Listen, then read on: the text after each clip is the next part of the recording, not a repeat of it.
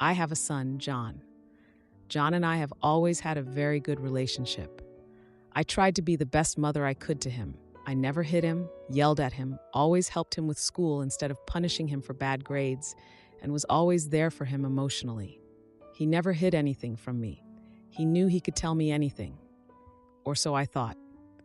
When John was about 16 years old, he started inviting a friend over, Michael, who was 16 years old at the time and is 22 years old now. Michael was always a very nice kid, polite, smart, and kind. He's really lovely. My husband, Daryl, and I immediately knew there was something going on, and we were right. A few weeks after Michael had become a regular at our house, John and he confessed to being together. I was very happy for them and glad my son could be with someone he truly loved. You must understand how thrilled I was when John told me he and Michael were getting married. It was around a year ago. It was lovely. It remains one of the happiest moments of my life. My excitement was shut down only 2 months later when John came over to talk to me about something. He told me, and I quote, "I'm inviting Grandma and Grandpa, whether you like it or not, as well as some other family members from your side. Just please don't make a scene with them." My parents have always been hurtful. I won't go into detail, but know that they didn't want to have kids and let me know it in their own special way.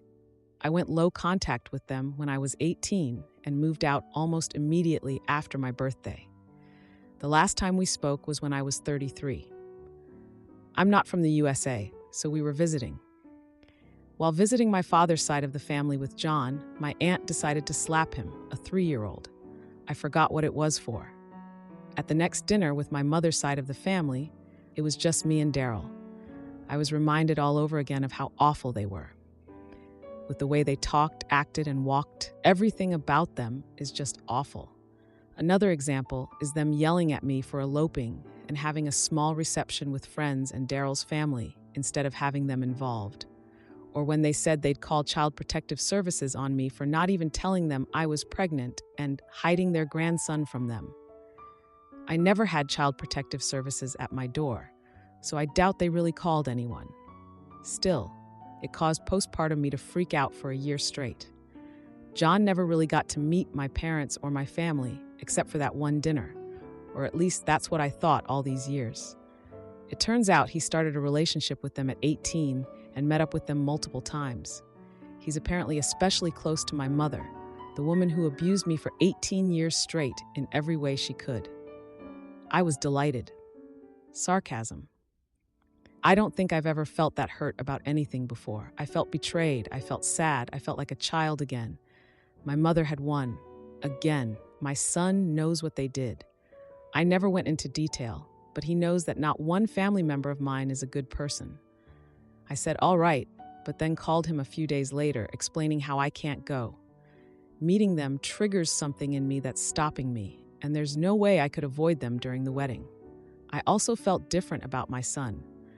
I still love him to the moon and back, but it does feel like he betrayed me. I told him I respect his decision to invite my family and that I'm not going to force him to stop speaking to them, but that I simply can't go with them there.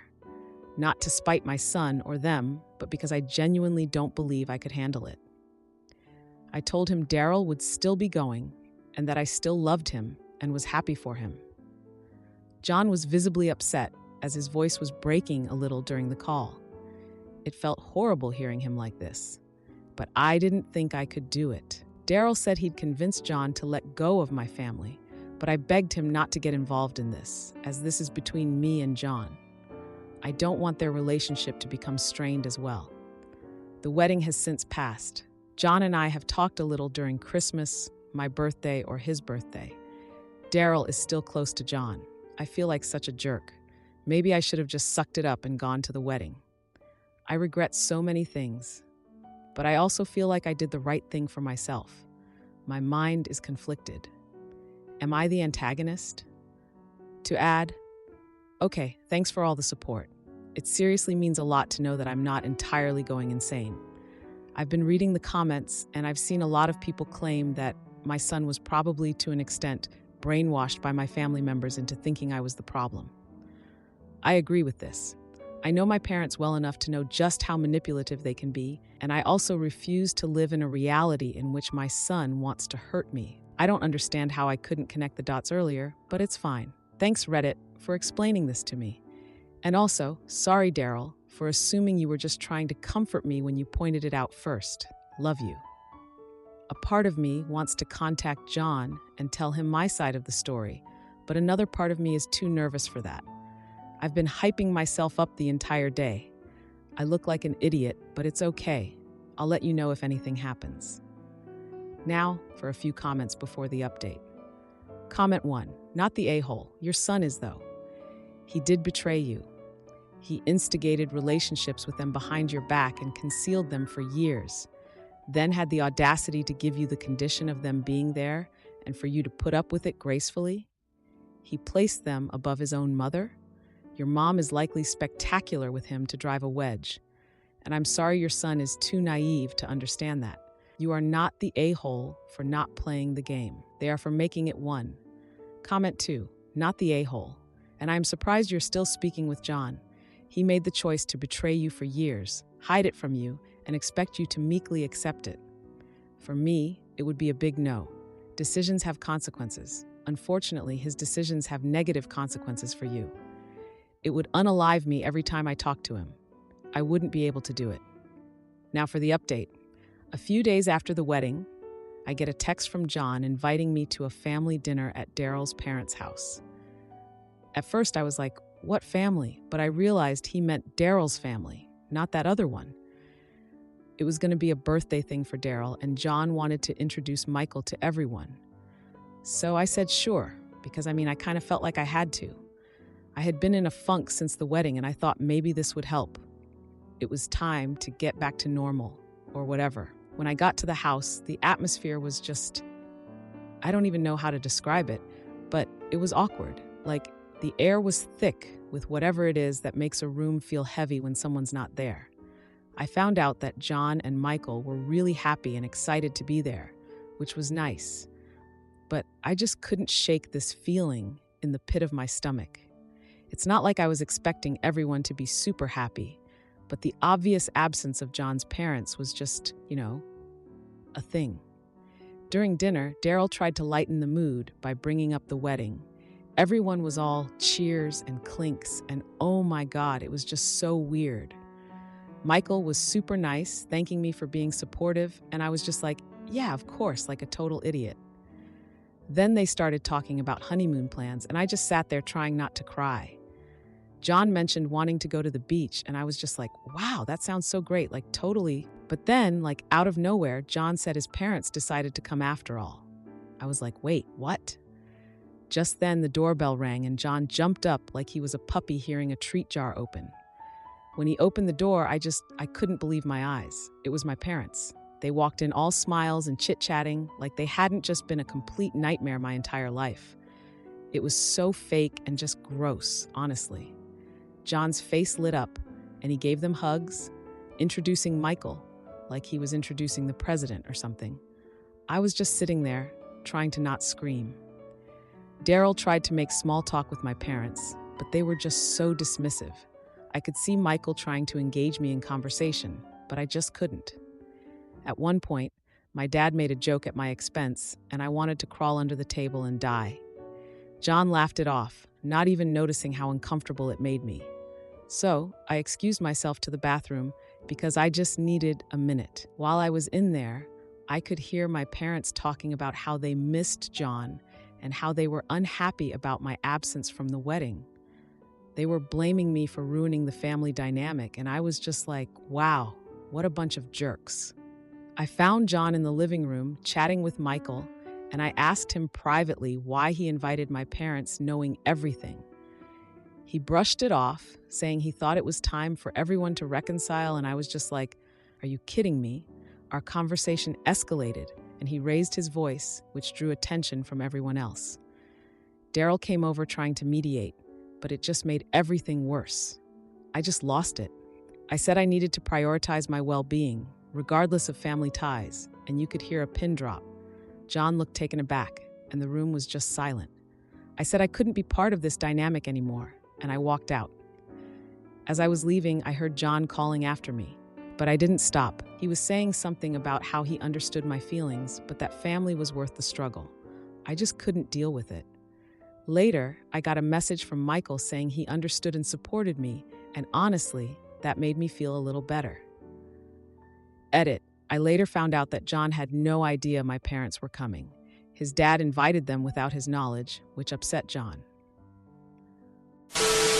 Am I the idiot for telling my niece the truth about her war hero dad and causing a rift with my sister? 38-year-old man here, married with 2 sons, 8-year-old twins. I'm also the father figure to my 6-year-old niece. I love my little sister, 36-year-old female, and think she's a great mom, but recently we had a major disagreement about how she handles questions about my niece's father. Years ago, my little sister was in a hurtful relationship with a man who put her in the emergency room twice. She continued to forgive him, and my family was terrified he would eventually unalive her. Luckily, my sister got pregnant, and this ended up being the push she needed to leave for good. She cooperated with the prosecutor, got a restraining order, and we haven't heard from the guy since. My sister has really gotten her life together and is totally committed to giving her little girl the best life possible. My niece is a cheerful and curious kid, and lately she's been asking questions about her father. At first, my sister said she didn't really know him. When my niece asked if they could find him, my sister said her dad died in the war. Now, my niece goes around telling anyone who will listen that her daddy died in the war and is a war hero. When my wife and I first heard this, we were shocked and appalled. I recently confronted my sister and asked why she would tell a blatant lie to her daughter. My sister said my niece is too young to know the truth and that she doesn't want to hurt her self-esteem at such a young age by telling the child her dad is a monster. I told my sister that lying to her is only going to make the situation worse in the long run, because she'll think she wasn't told because she has something to be ashamed of. Plus, I'm worried she'll feel betrayed by the entire family for lying to her. I offered to speak to my niece for her and say that her dad wasn't always the nicest, and her mommy left because she loved her more than anything. My sister insisted she's too young and told me I have no idea what she's gone through or how difficult it is to answer the child's questions about her father. I regrettably lost my temper and called her selfish for lying to her daughter because it's easier in the short term. I told her I couldn't be complicit in the lie anymore because I love my niece too much to be dishonest with her. This led to a massive fight, and I didn't see her or my niece for weeks. Anyway, I got a call from my sister on Friday saying my niece missed me, my wife, and my sons. My niece usually comes over for a sleepover at least once a week, and so my niece noticed and felt the absence. My sister asked if my niece could come over for a sleepover on Saturday, and I said yes and assured her I wouldn't say anything about her dad. My wife and I took the kids to dinner, and my niece once again started talking about her daddy, the war hero. I got up and went to the bathroom because I didn't want to feel complicit in lying to the child. On the drive home, she brought it up again. I tried to change the subject by asking my niece about how soccer is going, but she kept going on and on about her dad. Before I could help myself, I blurted out, "Your dad wasn't a hero." My niece insisted he was and asked why I thought that, and my wife giving me the death glare was the only thing that kept me quiet. My niece asked several times that night why I had said that, and I told her it was something she needed to speak with her mother about. When my sister came this morning to pick my niece up, I was honest about what happened. She was furious, to say the least. I've gotten several angry calls from my mother and our other sister. I know I shouldn't have said anything, but I also am deeply concerned about my niece. I am also terrified I've now jeopardized my relationship with her, especially considering I'm the closest thing she has to a father figure. Am I the antagonist? Now for an update. I posted this earlier, but I'm reposting because I have a major update. Now, for a few comments before the update. Comment 1. I'll say not the a-hole. Yes, she got a restraining order against him, but people violate those all the time. What happens if this man happens to spot them out one day and he does the math? Is the child included in the restraining order? If not, that could be a problem. She needs to tell her daughter the kid-friendly version of the truth, but also enough that would make her wary. Sometimes, you just don't have a choice. Her turning him into some kind of hero in her daughter's eyes could have consequences she didn't expect. Comment 2. Not the a-hole, and I suspect your niece knows something is off about the my father the hero story, based on how she keeps bringing it up. I wonder if she isn't trying to provoke someone into telling her what's really going on. There are any number of fibs that your sister could have come up with that are less harmful in the long run than that one. You are being made a party to a damaging lie against your will. Now, for the update. A few weeks have gone by since I messed up with my sister and my little niece. The whole thing was still fresh in my mind, and I was kind of worried about seeing them again. Like, I didn't want to screw things up even more. So, last week, I got a text from my sister inviting me for a family dinner at our parents' place. I was hesitant, not gonna lie, but I figured it was a good chance to try and make things right. So I said yes, hoping for the best. When I got there, it was like the whole family was there. Parents, sister, niece, and my brother Jake with his wife Rachel. You know, the usual crew. The vibe was kind of stiff, but everyone was polite, so I guess that was a win. My niece, being the adorable kid she is, started talking about her war hero dad. She was super proud of him, totally unaware of the awkwardness around the table. My sister shot me a look when the topic came up. She was clearly still mad at me. I tried to change the subject, but I tripped over my words like an idiot. Then, out of nowhere, Jake and Rachel announced they were having a baby. The whole family cheered, and my niece was all excited, asking if she could have a little brother. It was a sweet moment, but I could see my sister getting more defensive about her own situation as the excitement grew. Not sure if it was just me, but I could feel the pressure rising. To lighten the mood, I made a joke about being on diaper duty, but it totally failed. My sister looked annoyed, and there was this awkward silence that felt like it lasted forever. Just when I thought it was safe, my niece asked if her dad would come to visit her soon. It was super awkward. My sister quickly cut in, telling her to eat her veggies instead of answering. Smooth move, sis. After dinner, while we were cleaning up, my sister pulled me aside in the kitchen. She was fuming.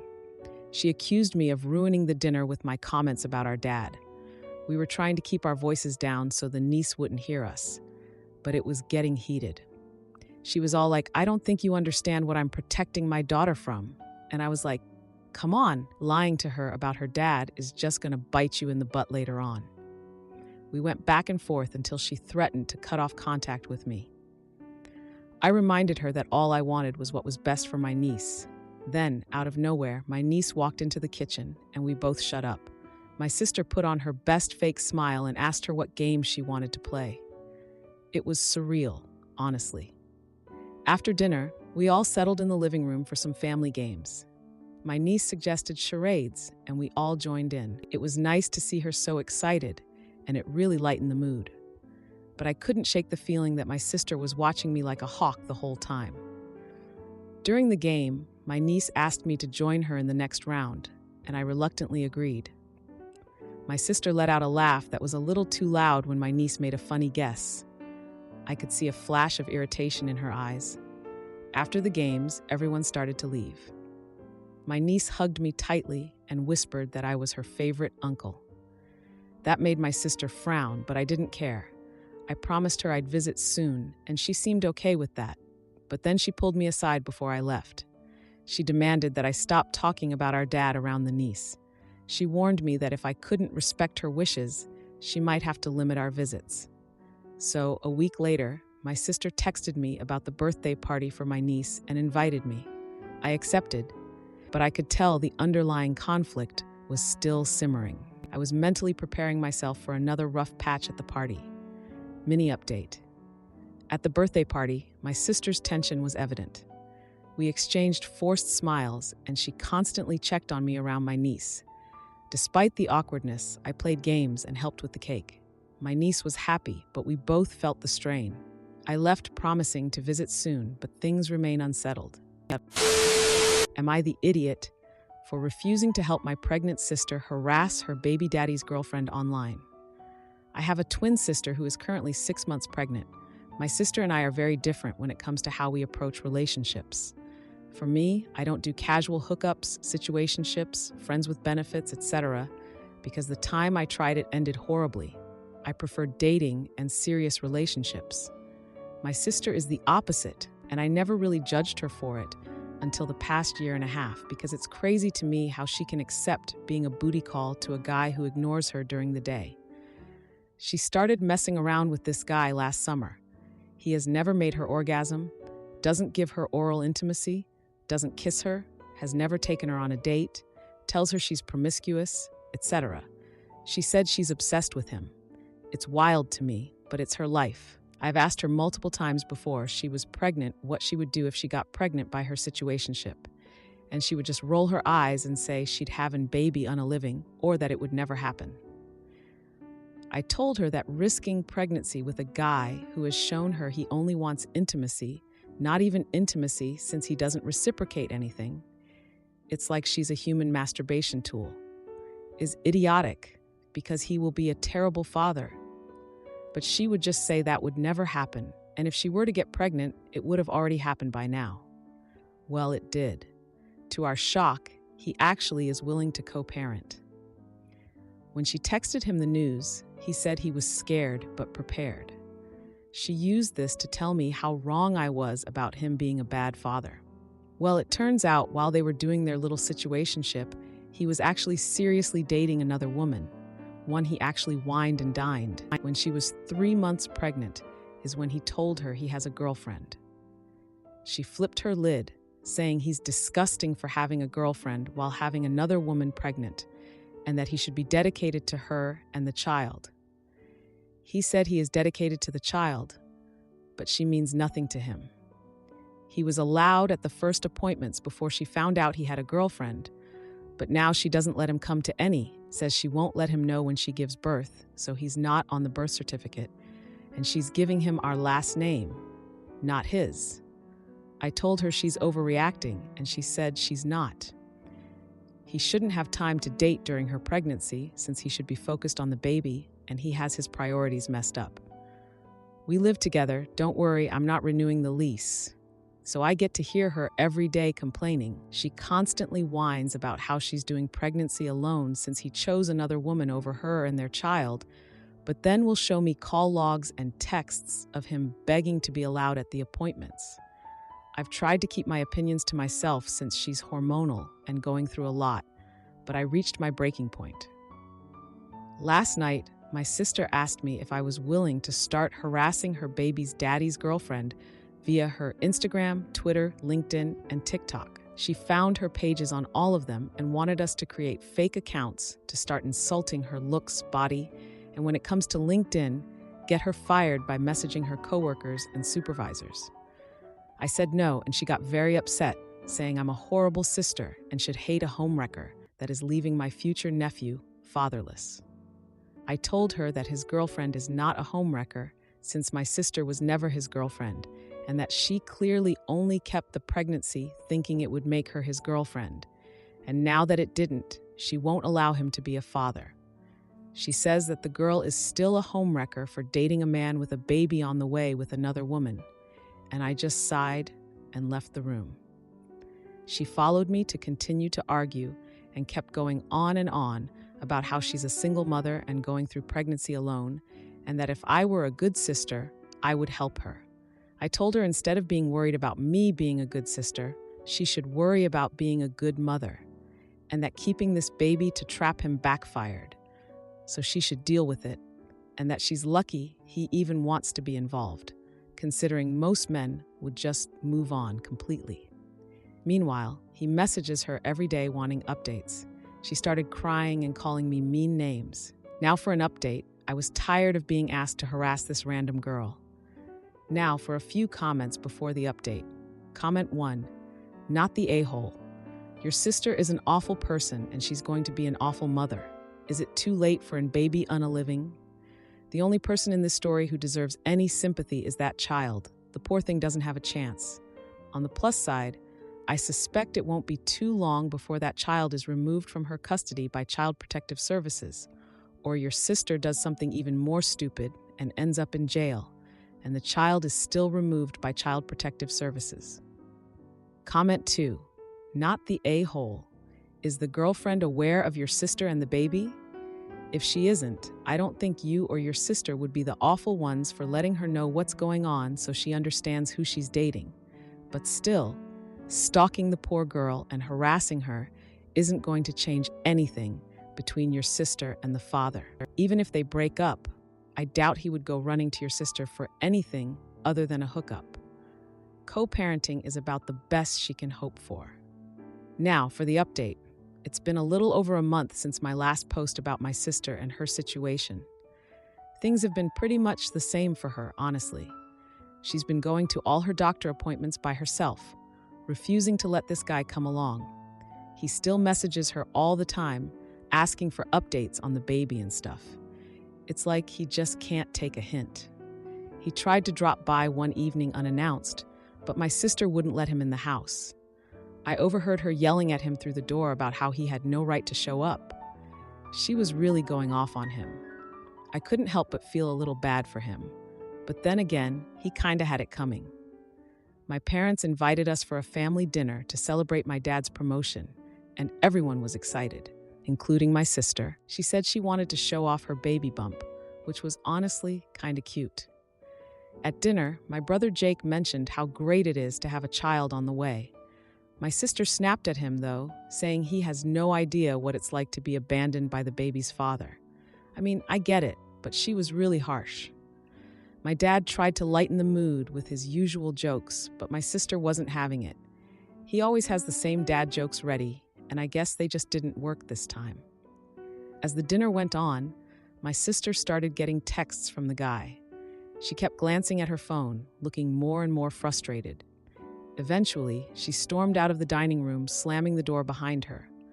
I followed her outside to find her standing by the car, pacing back and forth.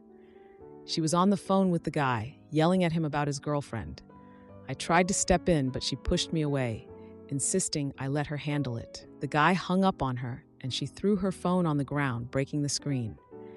I suggested we go back inside, but she refused, saying she couldn't face everyone now. I heard my parents talking about how they were worried about her. That evening, she posted a long rant on social media about being a single mother. The post went viral among our friends, which just added to the attention. She got a lot of mixed comments, some supportive and others just plain mean. I saw one from the guy's girlfriend calling my sister bitter and pathetic. My sister went into a rage over that comment, saying she would handle it her way.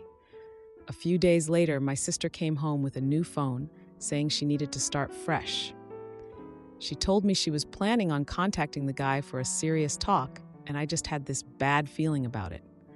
The day of the talk, she asked me to stay home, saying she wanted to do this alone.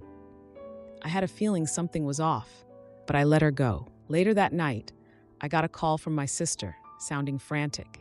She said the guy had brought his girlfriend along to the meeting. I rushed over to find my sister sitting on the curb, looking so defeated. They both claimed she was trying to ruin their relationship.